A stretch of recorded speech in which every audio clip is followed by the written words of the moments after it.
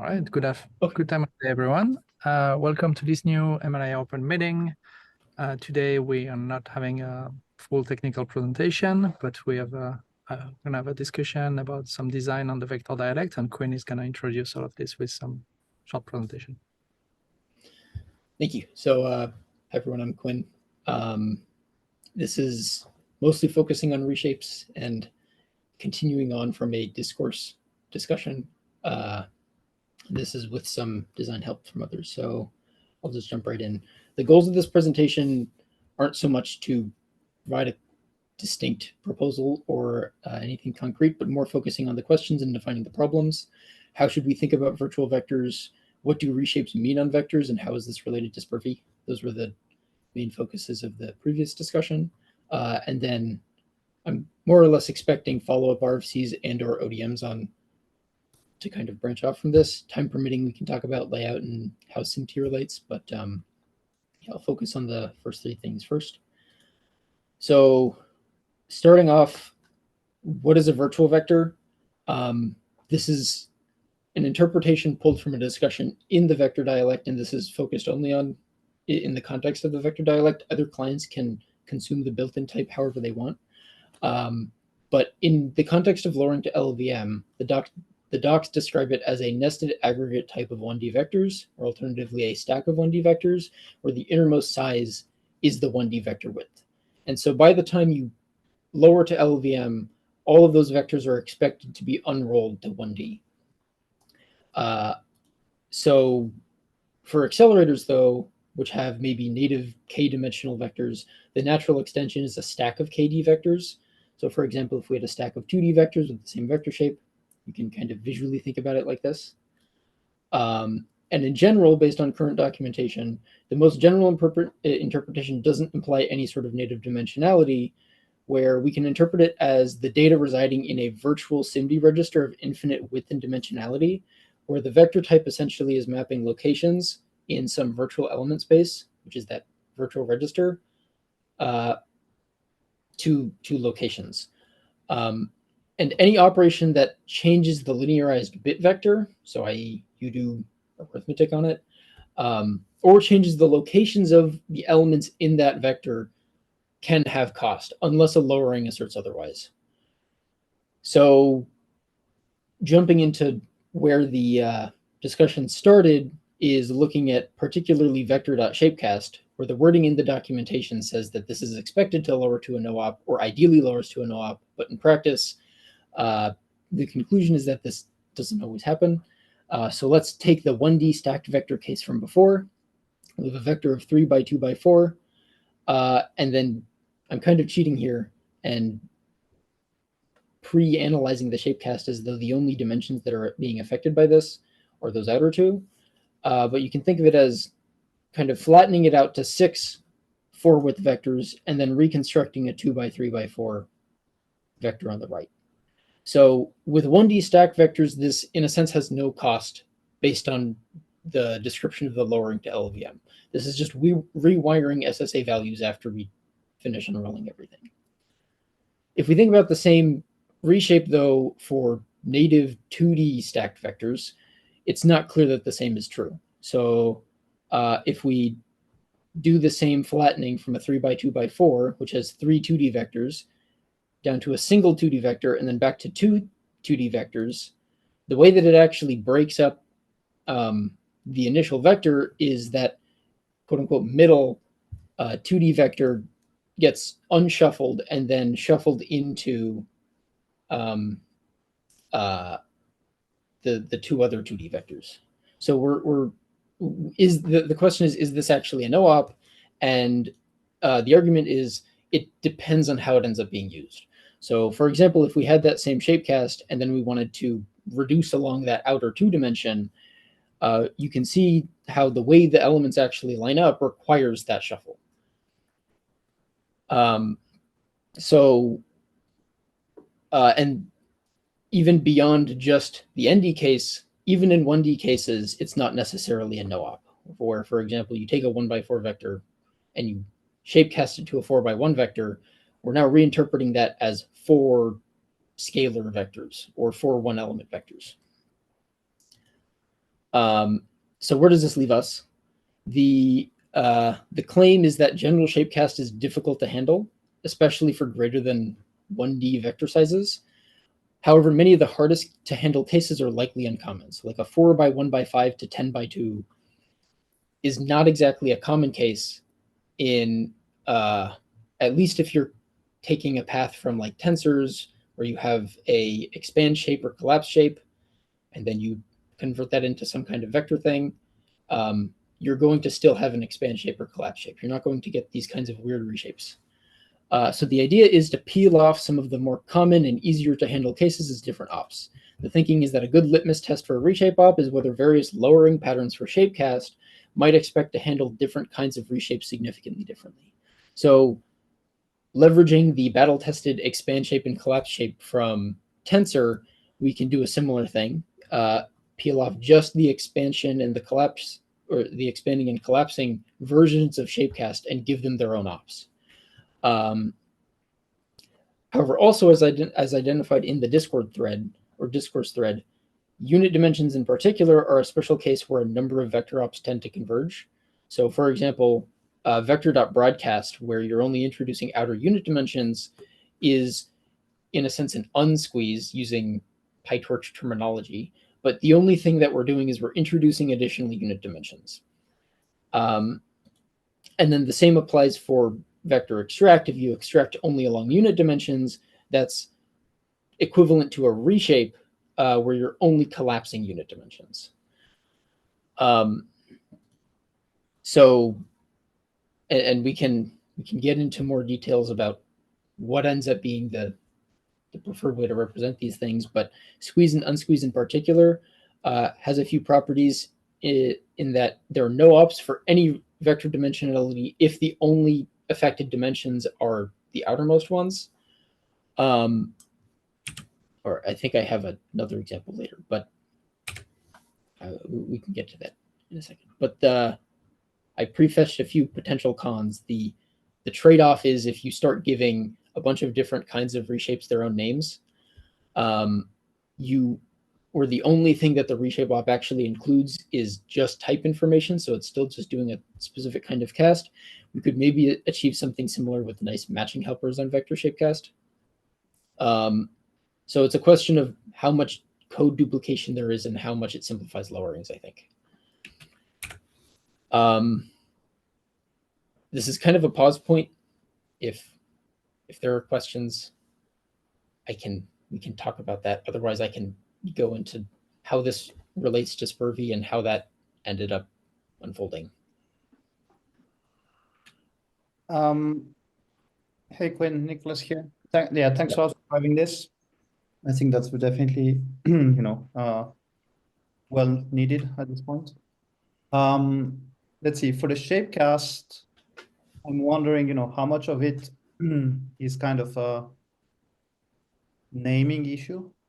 What if we call this reshuffle or whatever? So I certainly see the expand collapse. We can also go that route. Just trying to see whether I guess it's more, it's more about trying to provision the implications on the code base of all the things that we indeed will have to update, right? Because in the current implementations of everything we have, the thing that is confusing indeed is to say shapecast and to expect a no-op when it's really a reshuffle, and the reshuffle is always via the 1D thing, implicit via 1D. Right, which is basically saying, hey, it's always a pair of collapse expand or expand collapse. The question that I have is, do you have a rough intuition on if we split this reshuffle into expand and collapse, how big are going to be the implications on all the things that we need to update? And is it going to become better or actually worse because we're kind of splitting one thing into two? That's maybe my big question. Right, and I think that's what I tried to prefetch, exactly that question. So yeah, my view on it is it's kind of it's kind of a matter of if we split it off into a collapse shape and expand shape, it becomes a naming thing. And if you want it, if every single lowering for shapecast required an if statement to say, if this is doing an expand, then I'm going to do this special lowering. If this is doing a collapse, I'm going to do this special lowering. And if it's doing neither, then I'm going to do something more general. Then I would think that the additional ops are worth having. Right. The other reason. Yeah, sorry. Just wanted to, on this point, certainly turn everything into a binary thing is really good. Yeah. The other part of it is, if we're just talking about examples for how shapecasts or where shapecasts can end up appearing, this maybe gets into the Spir-V discussion a little bit, but right now Spir-V relies pretty heavily on unrolling to get to the IR state that it needs.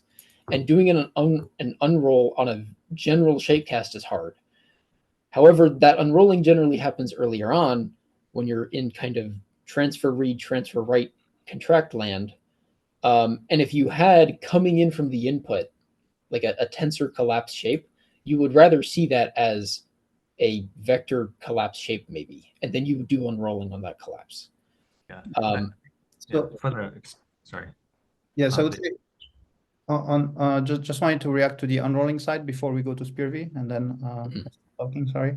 So on the unrolling side, I just wanted to mention that the lowering of shapecast or whatever reshuffle actually does an unrolling, right? Because you end up doing a bunch of insert extract from ND to 1D, and then the reverse, and that actually gets unrolled. So we have all the things that are very generic that do the unrolling for us already. It may just be a matter of controlling it better and reusing it better in different places. I think, honestly, I think we're talking about the LLVM lowering and the Spir-V lowering being different, but I think we're doing pretty much the same. And actually, something that happened is that we added the missing shapecast lowering patterns to Spir-V, and then the problem that we were discussing about was already fixed. So I have the impression that we should revisit this with the latest information that we have. Yeah.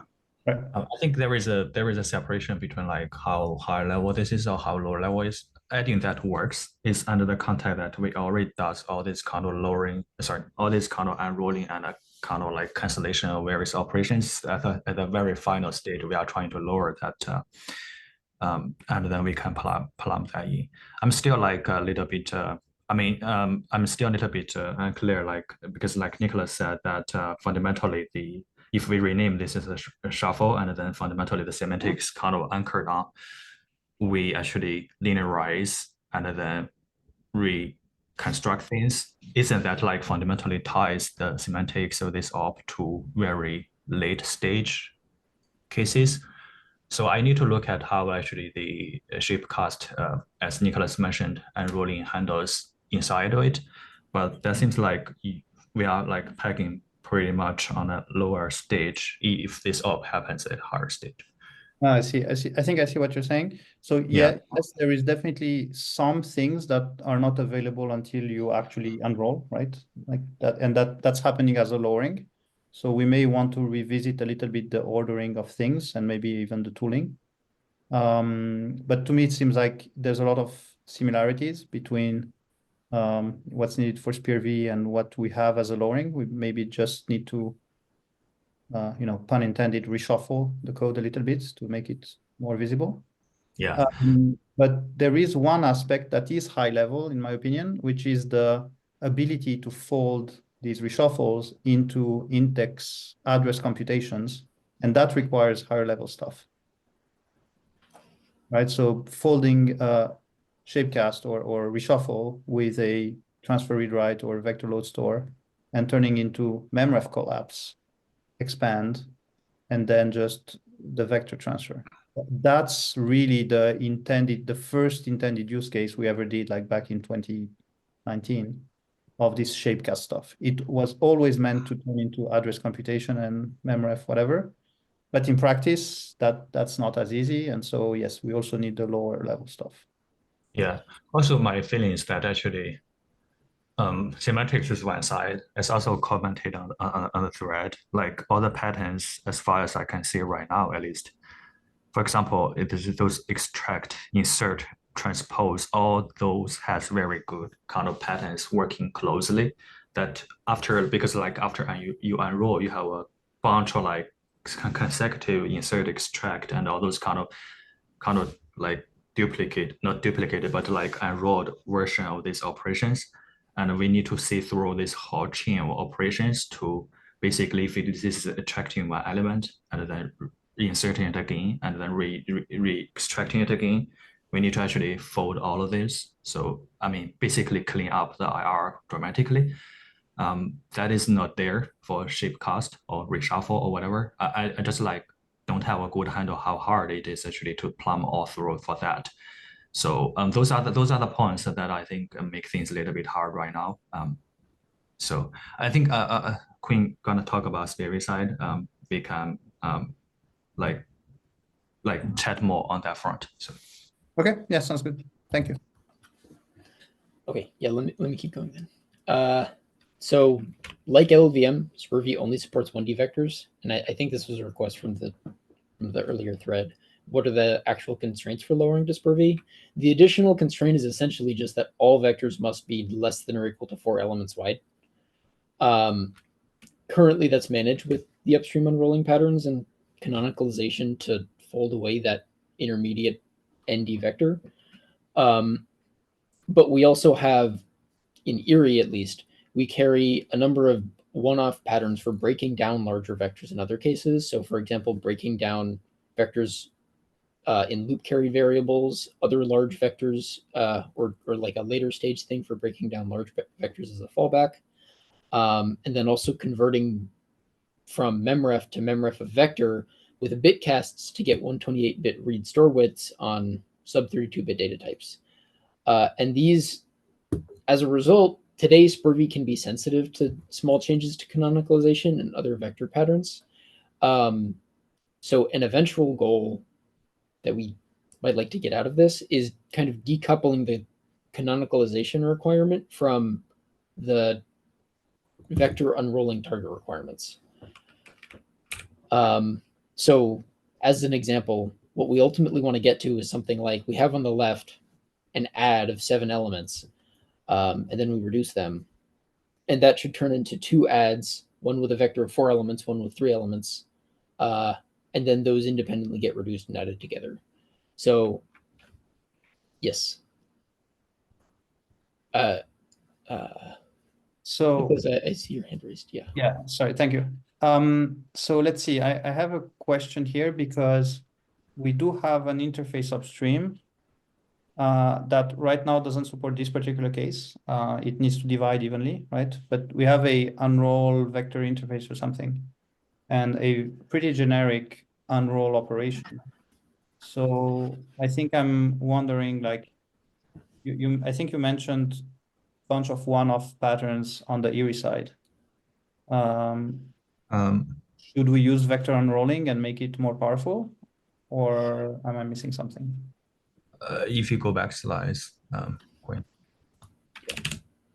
Yeah. I think, yeah, we are pretty much extensively relying on vector unrolling in the sense that that's pretty much the first few steps we do. And that is actually, the missing piece is more like, I mean, I think there is no good upstream mechanisms to like, if like, so like the goal we are, I mean, just like step back a little bit, the fundamental way, I mean, at least the way I would assume like Spir-V is basically the last stage of LLVM, like at the stage of like 1D and less than 4 elements wise, and all the previous like transformations or things that typically happen in LLVM proper need to be happening in vector level. We are trying to stand the line very much to avoid doing lots of the like stuff at the Spir-V level and trying to use the atomic-ish patterns in vector for that. So that's like the overall background. The thing is missing right now. I mean, the vector unrolling is extensively used, but there are still annoying cases that, for example, if you have, let's say, 4x4 vectors in the loop carried value, that's not going to be supported by Spir-V because it doesn't support 2D vectors at all. I mean, we can certainly do that in Spir-V level, but we prefer not. So right now, that's like a little bit ad hoc. There is like also a phase ordering issue here, like whether we break down whether we do unroll and then promote, like do the hoisting, or like we do the hoisting first and then like break down vectors. There is like always trade-offs between each other. But right now, if you have like a 2D vector that is a loop carried value, I don't think there is a good way that you can break it down, and that is not supported by Spir. So we have some kind of like ad hoc transformations in URI, basically looks at the loop carried value and somehow sometimes like basically able to do not like break down, but trying to cancel them each other across the loop boundary. Like if it is a shape, if it is like extract and then insert, those are can be carried, or like it's like transpose or something like that, or like broadcast versus something like that. So those are the pieces that we carry in URI for now, and there are some other ad hoc vectorized load store, which is meant to be handling the case that Spir-V does not allow flexible pointer usage by default. It is logical addressing mode by default, meaning that you have the access chain indexing into the element. The vector is the final element, and you cannot index, like you have like access chain indexing into the vector, but you cannot index to a particular vector element. You can only access stop as the vector boundary, and you cannot cast. I mean, not treating like a vector as like, I mean, if it is a memref of I64, you cannot treat it as like memref of 2 by I32. That's not allowed by default in the logical addressing mode. Must do all this type pawning stuff. That's a little bit a kind of Spir-V ad hoc. I think like it's meaningful, and it's like just like quirks that make sense to carry in URI. So those are the two categories of things we carry in URI right now. So, but yeah, so coming back to the question, we do extensively use unrolling like interface to do all the breaking down by default. Okay, so I mean, to me, this is really interesting. Thanks a lot for describing. I would say I could see a path forward here, which is to bring some of the requirements of Spir-V into a set of generic vector tests and transformations, and be sure that we have them, and try to solve some of these problems more generally on vectors, and be sure that they just compose properly to get to Spir-V. I have the impression that this is possible to bring really as test cases, like a vector something for Spir-V, but it's purely vector, and then we put the constraints that we want in the test, and then we have the patterns and the transformations, and that should compose with Spir-V. It seems like this could be useful because then we can, I would say, all look at generic IR and say, oh, I understand the constraints that the lower level of the stack imposes on me, whether it's LLVM or Spir-V or something else that comes in the future. But I don't need to go learn about Spir-V and try to solve the problem in Spir-V. I can do everything in the vector, generic vector stuff. That would be valuable, at least from a cognitive load perspective. I think that makes sense. I mean, it's just like right now in MLIR upstream, we don't have that extensive like whole pipeline tests, but I think what you said makes sense. I can extract and then make some kind of like a bit of ad hoc, like for example, one like convolution with fused elements up following it, and have a past pipeline for testing that to make sure all the pieces we have put in actually works kind of coherently to actually derive the final IR we want. Basically, we just like need all the pieces working together to make sure we finally see the 1D vectors with 4 elements, less than 4 elements across everywhere, not like kind of because of early lowering causes like you scalarize and then recompose the vector. That's bad for performance. On the other side, also not seeing like, shouldn't be seeing like 2D vectors, even like leading one. Like if you have a 2D vector with a leading unit dimension, that is also not supported right now. I mean, we can certainly accept that case when converting to Spir-V, but I prefer not because I think it's harnessing. It's kind of like hardening the vector life level of things so we can make all the patterns work nicely. I agree with you. I can create some tests. Yeah, I think that would be very useful because I think we're basically going to say, hey, vector legalization for Spir-V needs to produce this type of vectors. And here are indeed the patterns and the transformers that need to interact. And, you know, now that we also have the transform dialect stuff, the test can be self-contained in the sense that you can have the test, the transform, and say, oh, this is the pipeline you need to put together. If you want to go put it in C++, then you can. Or we can even provide it if it's generic across enough use cases. And that's also useful. Yeah. I would say even the vector length legalization part, I think that would be, I can see a lot of applications of that. We're currently not legalizing to the vector length of the target. And sometimes the backend is not doing that, or sometimes we want to legalize and then apply some target specific pattern of the on the actual vectors, and we cannot do that because we are generating larger vectors. So that would be super useful, honestly. Right. So what I'm wondering is whether or not this is a matter of unrolling happening too early, or if there are cases where we want to try to unroll things later on.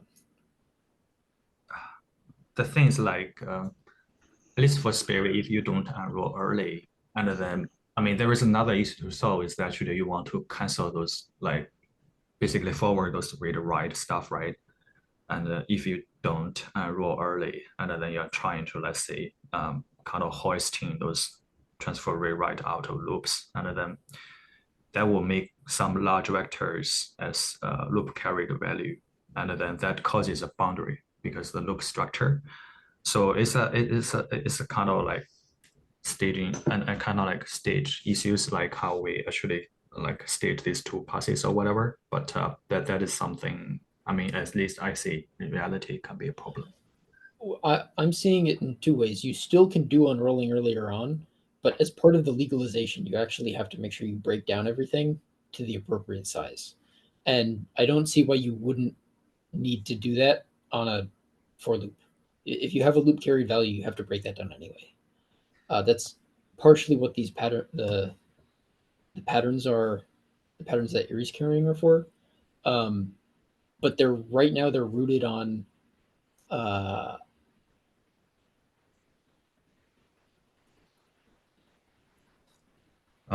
now they're rooted on specific data types being able to convert to a single like 4x(i)32 vector. Yeah, because like unrolling, typically it happens, you give it a target vector size, right? That's like how you unroll in general. I would think so. When you give have the op a target vector size, right? You don't give the type of a target vector size. Sorry, repeat that again. You give the op a target vector size, not the. You don't give the type a target vector size. That's my understanding, at least. You give the op a target size, yes. But generally, like when you unroll the op, and then like you assume all this kind of extract, insert slice, like breaking down and propagate, and then cancel each other. So it's lots of details under the hood, because the way how those patterns, I mean, we have this atomic, like very smallish patterns in vector dialect that, I mean, you need to have all this working kind of coherently. I was just saying, like, if you like unroll late, you might see this kind of like loop carried issues. I mean, we can throw in patterns to break that down, but just like kind of on the fly think of all these kind of tricky cases, whether something will break down. So it's what we want a new pass at the level of, MLIR upstream vector dialect plus, supporting dialects that is kind of parameterized by the, 1D vector type constraints, basically.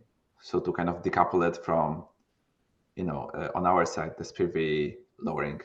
So there's like a pass that legalizes all of the vector types, and this can be tested upstream. And separately, we do the lowering to Spir-V that already expects all of the vectors to have been like legalized.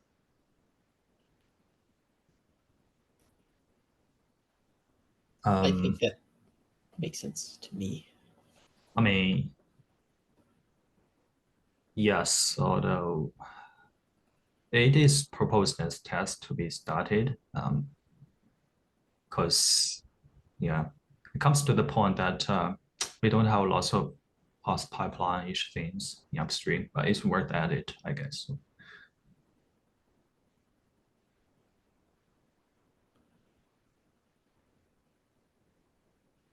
Yeah, and then you can test it over some other vector type requirements, right? So you could have like a variant of this that says, oh, I'm legalizing to 1D vectors of arbitrary length, another one to length 4 for Spir-V, or like length 16, just to exercise this.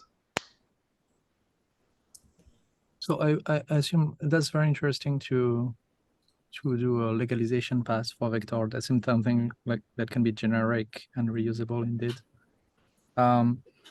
Like, is this something I didn't quite catch if this is something you need to design or if it's something that you already have downstream and you want to upstream?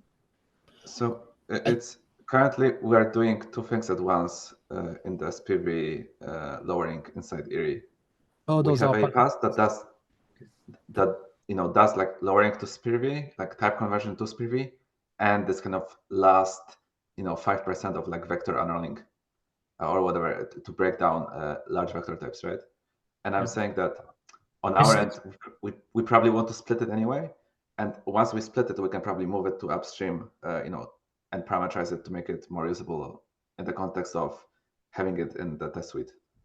Yeah, that makes a lot of sense to me. I would think that there is likely an interface to have here in terms of this legalization, which is like, of course, what is a legal type, but then operation needs to, because if you look at the slide here, which is great, right? The logic about how you decompose a reduction, for example, is very specific to the reduction operation. And similarly, there are types that are element-wise that you can break apart, and there are other things with reduction or more complex things like shuffle where it's something custom. So I assume that most of the design is about like the interface so that operation can plug into this legalization. Yeah. Yeah. And I'm wondering if it's like dialect conversion or something. I don't know exactly how it connects, but yeah, I think like if we like really, I mean, if it is not to be a test, then we need to think about how I should make it generally useful as a general pass. So another thing that I mean we haven't talked about is like the scalable vector and stuff. I just don't know how that goes into the picture. So sorry for my lack of knowledge. I don't want to open that kind of worms, but I think there's good things out of this. We can at least on our side look at how actually to extract some part of the pass and either land it upstream as a test or like think about how generalize as a general reusable pass pipeline or whatever. So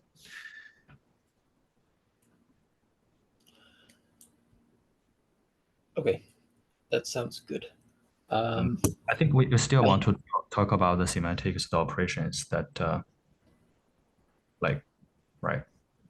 Yeah, I have a few other slides. I think I can skip this stuff. This was going back to, okay, I think I can skip that. Oh, the next part I had was, if we wanted to discuss how this connects to SIMT. So I guess to start, first comparing vector against tensor, the ranked tensor type is also a value semantic quote unquote container for some underlying data, but it also has encoding attributes, and the shape of the tensor could represent metadata or it could represent something else. And Erie, so like Erie in most cases treats them as simply densely packed contiguous bags of bytes. But there's Triton, for example, which chooses to take tensor as kind of what a vector is, but they use the encoding attribute as a layout. And there's other in-tree things for like sparse tensor. I'm not very familiar with all of that work, but like the point is that tensor as a type is relatively general. And as a result, we've seen Triton as an example, because vector wasn't sufficient for what they needed, they ended up going to tensor and using that to kind of propagate layout stuff through. But if you actually go to the docs for tensor itself, kind of implied in the rationale behind the vector dialect is that you can do those SIMD to SIMT rewrites directly on the vector type. So for example, if you had a grid of 2 threads, like an inner SIMD width per thread SIMD width of 4, you can break it down where thread 0 would get the top half of this and thread 1 would get the bottom half of this vector. And that's all just controlled by indexing. And so that bubbles up to, if you have something element-wise,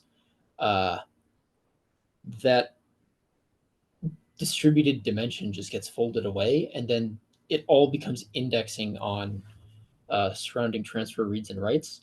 But this is not like a concrete proposal. This is more, the vector dialect is already there, or the rationale in the vector dialect is already there. The question is, I think the discussion was moving towards layout and whether or not layout was a useful abstraction, but I don't know if that turns into a separate discussion, separate ODM.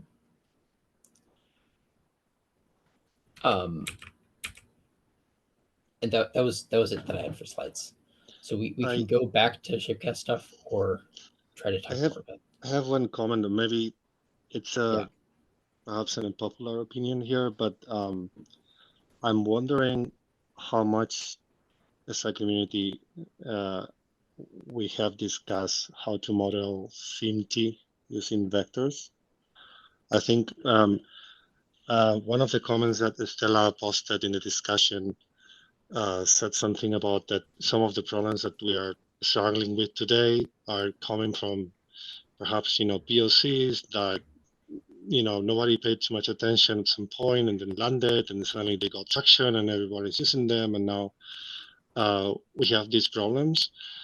I'm wondering how much have we discussed, for example, how to model GPU computation using vectors, because SIMD and SIMT are different paradigms. There is an overlap, of course, but I don't think we can model the whole SIMT thing using vectors. So it's not clear to me where the boundary is if we haven't even think about that.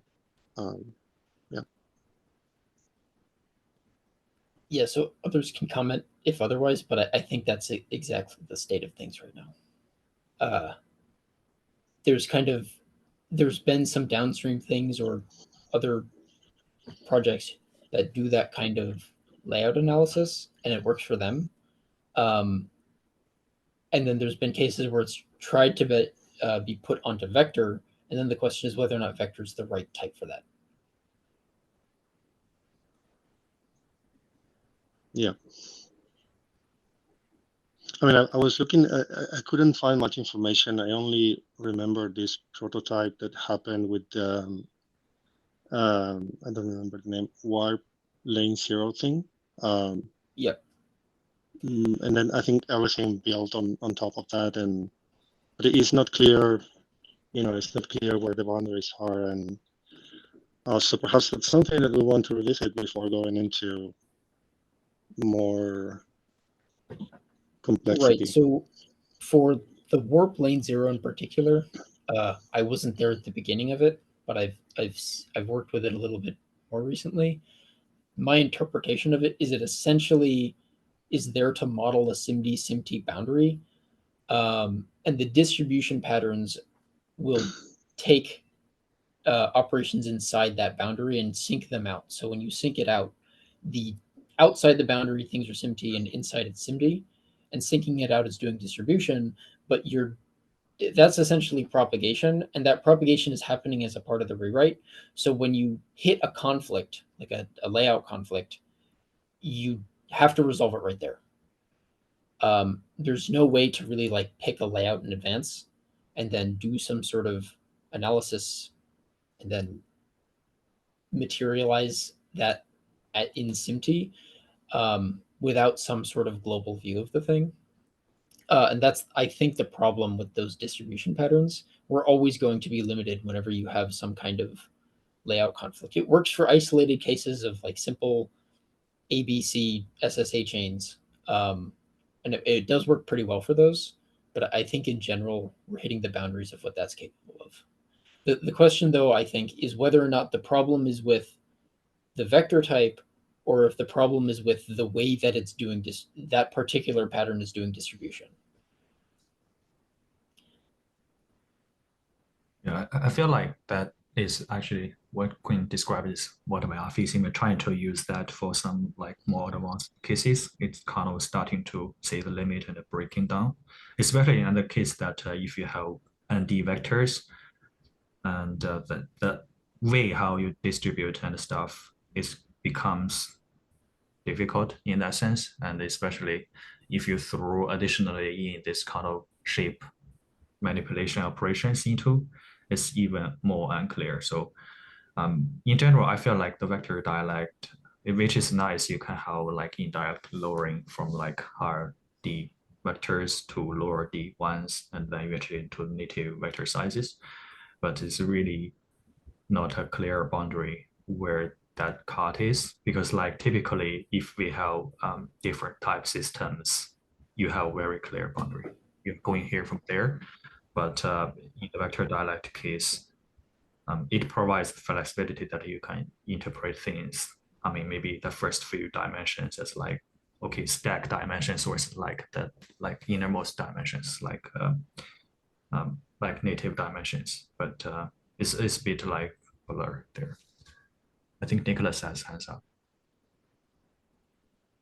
Yeah, sorry. So I had to step away a little bit, so I missed part of the discussion. So I will watch the recording, but I want to react to Quinn's point on the way we do distribution. And I think indeed that, to me, that is the key aspect here that's problematic, in that we do try very hard to actually do it in a quote unquote clean way, where we actually try to use an SSA value and to really index with actual SSA value, when it is much simpler to indeed do a kind of a logical distribution, assuming some distributed representation. So the fact that we really insist on actually going in and extracting the element from the vector with an SSA value, that part is the thing that doesn't pay off. And I think just getting rid of that and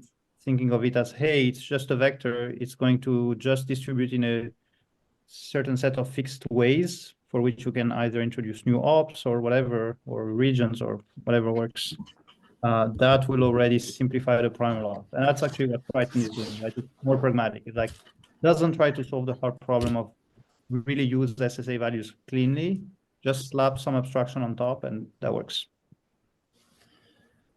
Just to give you some context, Nicolas, so Quinn was adding to the question about if we should be revisiting the way we are modeling SIMT using vectors. So what you are describing is kind of related to that.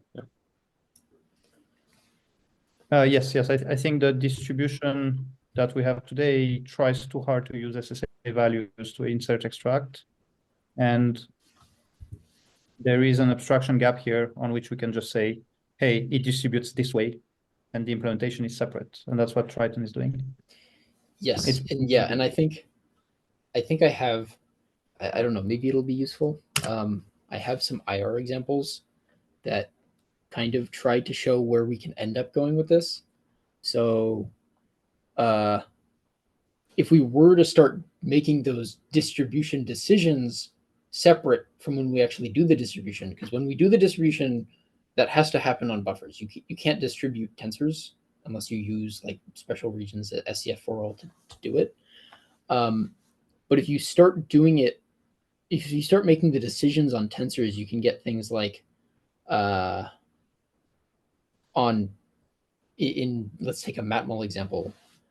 Getting shared memory has been problematic in the past, but if you view if you take like a simple contraction and then 2 transfer reads, and then you pick a layout for a contraction such that each thread is going to hold some number of elements, and then you pick your layout for your transfer read to be, I'm going to read 1 element per thread, that layout conflict introduces the shared memory.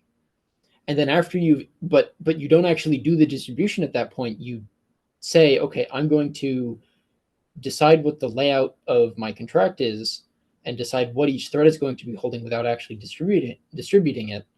And then you say, okay, this is also how I'm going to read it. And then there's going to be a load store in the middle. And then after you then go try and do pipelining on tensors, you end up getting things like multi-buffering, which on the Erie side we've seen also is problematic because you need to make sure you multi-buffer enough for your pipeline. The multi-buffering happens automatically because you're still representing things with tensors. So I think that's where we're going with this. I don't know if that's useful. Yeah, but definitely makes sense. Could you put it somewhere where I could also look at it offline? yes, I can do that. Yes. Thank you. But I'm just wondering whether or not there's like there might be missing dialects. I don't know if there's missing types. There could be. This could tie into, say, the way that bufferization is. So kind of high level, the way that I'm thinking about it, when we start from completely tensor land and we start tiling and lowering things, we're implicitly using a tensor at that point as kind of both a vector and a buffer. And then vectorization is the first step that actually separates those two out. And I'm wondering if vectorization itself needs to be broken down more. And this is where layout decisions start getting made.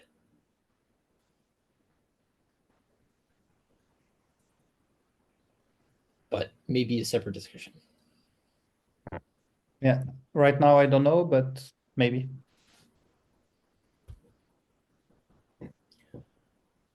Okay. I think the slides actually we're trying to be like limit the amount of like worms we open, but still we open too many. I guess some of that requires additional ODMs to further discuss. This is like today is more like basically tossing out the problems we have been seeing, basically kind of at different levels of vector.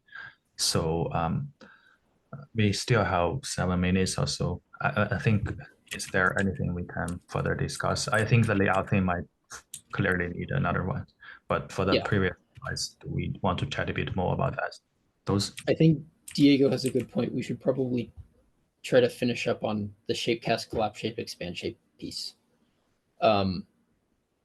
So what I'm wondering is whether or not, let's just start with expand shape and collapse shape, because the way that I see it coming from tensor, when you do vectorization, expand shape and collapse shape sound useful enough. That would be high level, and they would be easier to handle. And then you always have the option of just turning an expand shape into a shape cast. I agree with that. I think we should also think about what is the canonical representation for expanding, for example, unit dimension and collapsing unit dimensions. This could be the one.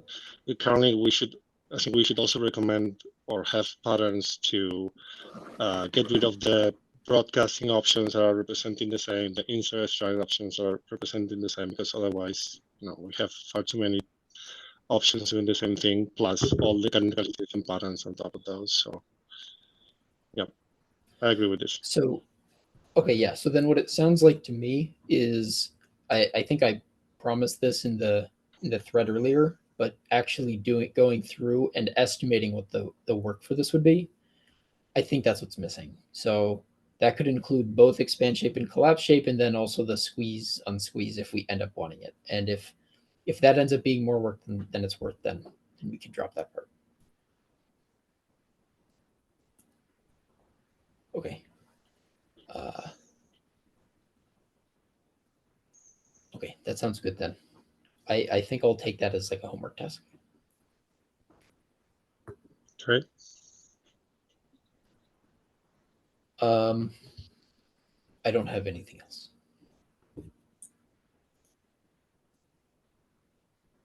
Thanks a lot for driving this. Very useful. Yep. And I can send all the slides and random scribblings that I have. Where's that best to send? Should I send it on the ODM post? Yeah, sounds good to me. Okay.